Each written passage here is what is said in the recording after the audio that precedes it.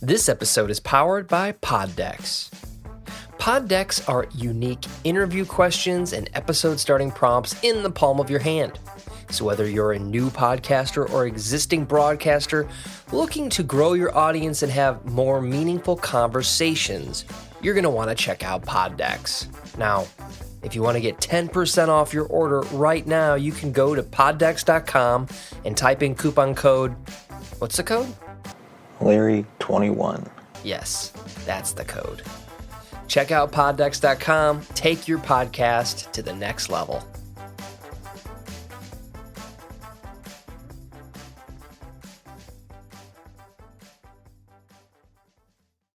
Welcome to the True Crime Never Sleeps podcast. We dive into stories of true crime, from unsolved cold cases to historic kidnapping to gangsters and beyond. We are your source for true crime.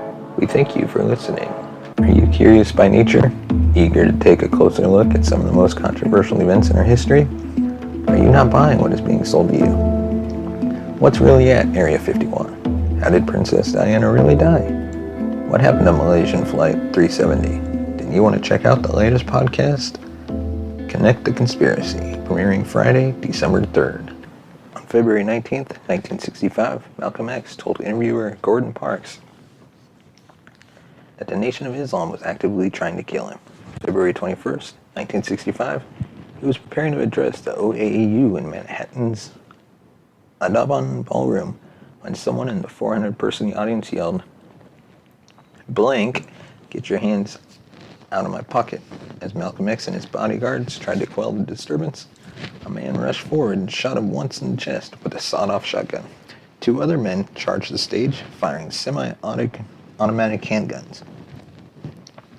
Malcolm X was pronounced dead at 3:30 p.m. shortly after arriving at Columbia Presbyterian Hospital. The autopsy identified 21 gunshot wounds to the chest, left shoulder, arms, and legs, including 10 buckshot wounds from the initial shotgun blast. One gunman, Nation of Islam member Talmaj Hayer, also known as Thomas Hagen, was beaten by the crowd before police arrived.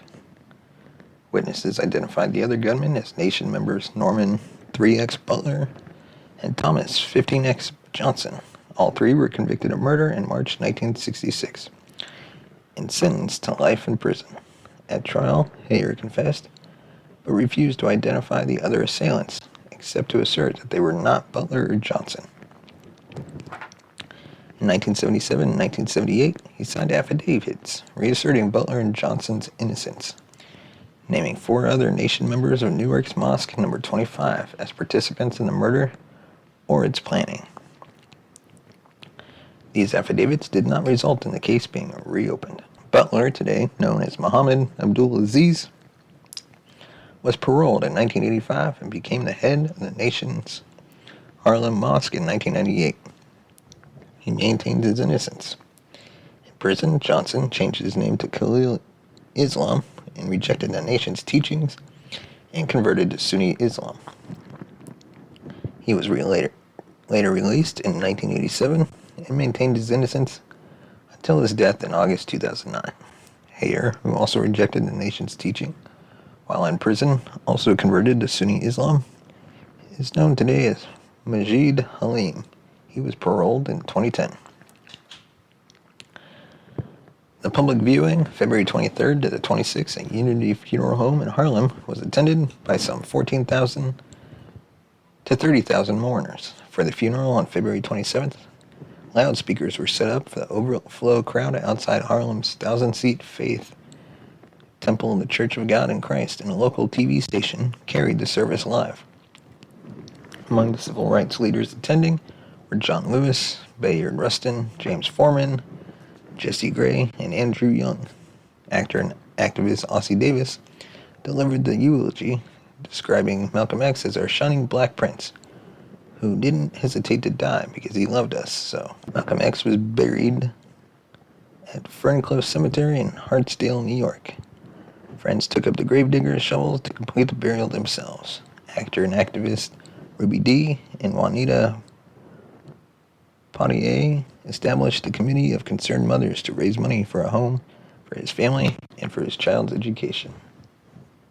You have been listening to the True Crime Never Sleeps podcast. Thank you for listening. You can follow us on Facebook at True Crime Never Sleeps podcast and on Twitter at True Crime NS. And follow us on Instagram at True Crime Never Sleeps. Thanks for watching. If you want to support the show, buy us a coffee at buymeacoffee.com/TCNN or become a patron at patreon.com/True Crime Never Sleeps.